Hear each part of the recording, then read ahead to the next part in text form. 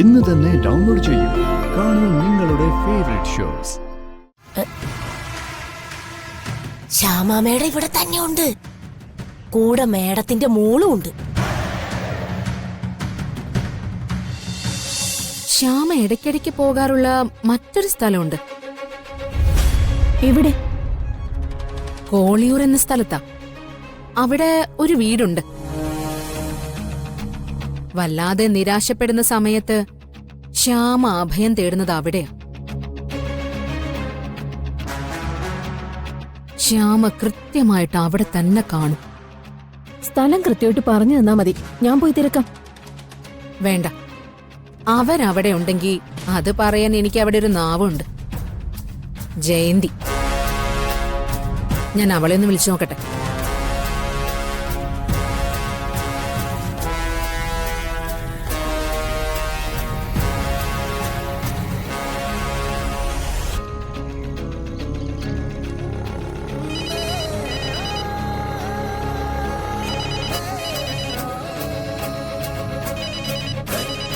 Hello, എന്താ ജയന്തി, സുഖല്ലേ?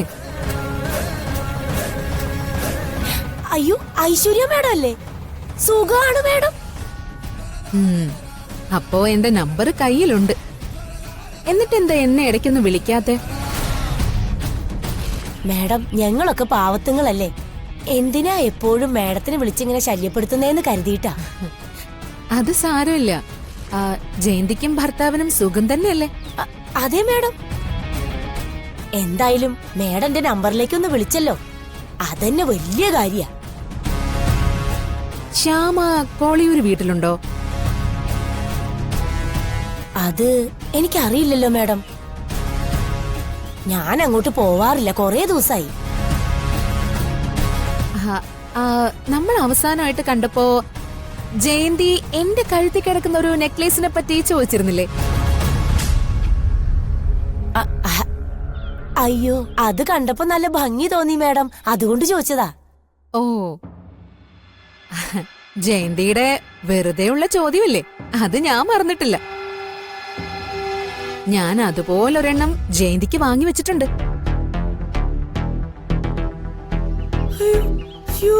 എന്റെ പൊന്നു മുത്തപ്പ, എനിക്കോ? മേഡം വെറുതെ പറയല്ലേ. വാങ്ങി വെച്ചിട്ടുണ്ട്.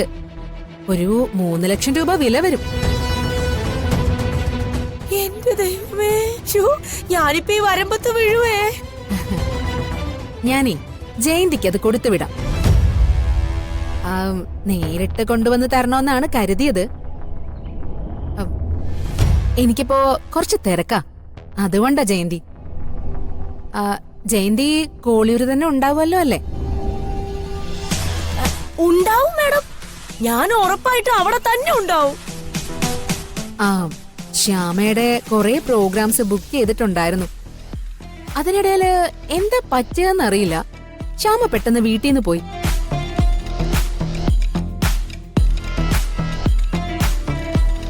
പ്രോഗ്രാമിന്റെ ആളുകളൊക്കെ എന്നെ വിളിച്ചോണ്ടിരിക്കുക.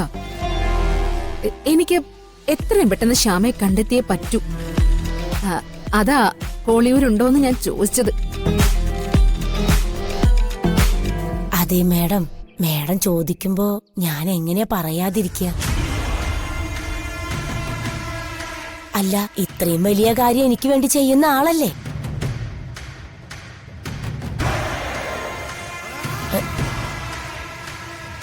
ശ്യാമാമേട ഇവിടെ തന്നെ ഉണ്ട്. കൂടെ മേഡത്തിന്റെ മോളും ഉണ്ട്. പക്ഷേ ശ്യാമാമേടം വേറൊരു പേരിലാ മോളെ ഇവിടെ നിർത്തിയിരിക്കുന്നത്. എന്തോ ഒരു ഫിദയോ ഹുദയോ അങ്ങനെ എന്തോ കൊണ്ട് പേര്, ഈ പർദ്ദയൊക്കെ ഇട്ടിട്ട്. എന്നോടും ചേട്ടനോടും പറഞ്ഞിരിക്കുന്നതേ, ഒരാള് ചോദിച്ചാലും ഒന്നും പറയരുതെന്നാ. എന്നോട് പിണക്കൊന്നും തോന്നല്ലേ മേഡം? ജയന്തിയോട് എനിക്ക് പിണക്കൊന്നുമില്ല. ഒരു കാര്യം ചെയ്യ്, ജയന്തിക്കുള്ള പ്രസന്റ് ഞാൻ കൊടുത്തുവിടാം. വരുന്ന ആളുകള് വേറൊരു കാര്യം ജയന്തിയോട് പറയും. അവര് പറയുന്നത് എന്തായാലും അതങ്ങ് ജയന്തി ചെയ്താ മതി. ഓക്കെ? നമ്മള് തമ്മിൽ സംസാരിച്ചത് മറ്റാരും അറിയരുത്. ഏയ് അറിയില്ല മാഡം. പിന്നെ എന്റെ നെക്ലസിന്റെ കാര്യം മറക്കല്ലേ മാഡം. ഇല്ല ജയന്തി. ജയന്തി ഫോൺ വെച്ചോ. ആ ശരി. ഷോ എന്റെ ദൈവമേ, 3 ലക്ഷത്തിന്റെ നെക്ലസ്. ഇത്തവണത്തെ അയൽക്കൂട്ടത്തിന്റെ വാർഷികത്തിന് ഞാനൊരു കലക്ക് കലക്കും. പിന്നല്ല.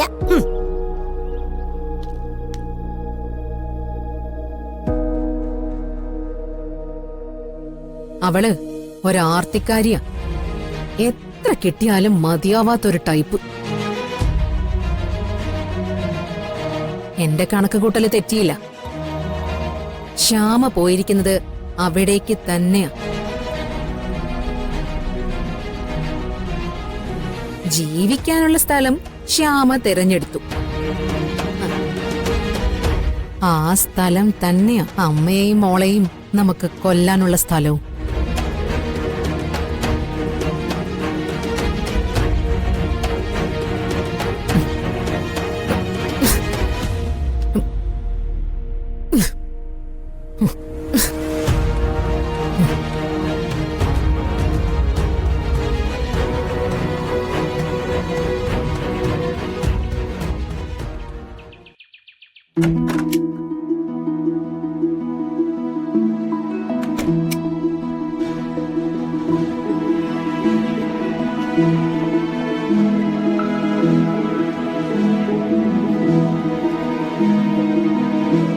മോളെ വന്നേ.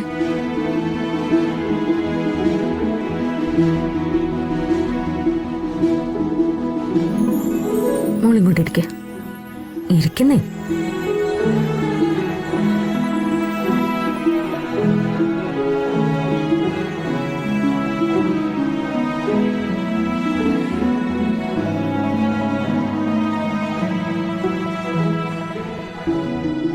ഇതെവിടുന്നാ മാം? വാങ്ങിച്ചു. ഫിദ മാഡത്തിന് ഇതൊക്കെ പരിചയമുണ്ടോ? ഉണ്ട്. ഫിദ മാഡം ഇതൊക്കെ ചെയ്യാറുണ്ടോ? ഇടയ്ക്കൊക്കെ. എന്നിട്ടെന്തിനാ? മൂടിയിടാനല്ലേ? ഇതെന്റെ ശീലമല്ലേ മോളെ. എന്നെ സാരി ഉടുപ്പിച്ചു നോക്കും, ഇഷ്ടമുള്ള ഏത് വേഷവും ഉടുപ്പിച്ചു നോക്കും. പക്ഷെ ഫിദ മാഡത്തിന് ഒറ്റ വേഷല്ലേ ഉള്ളൂ. എന്താ ഇത് മാറ്റാത്തെ? മാറ്റാം, ഒരു ദിവസം മാറ്റാം. എപ്പോഴാ? അതൊക്കെ ഉണ്ട് പെണ്ണെ, നീ ഒന്ന് അനങ്ങാതിരിക്കേ.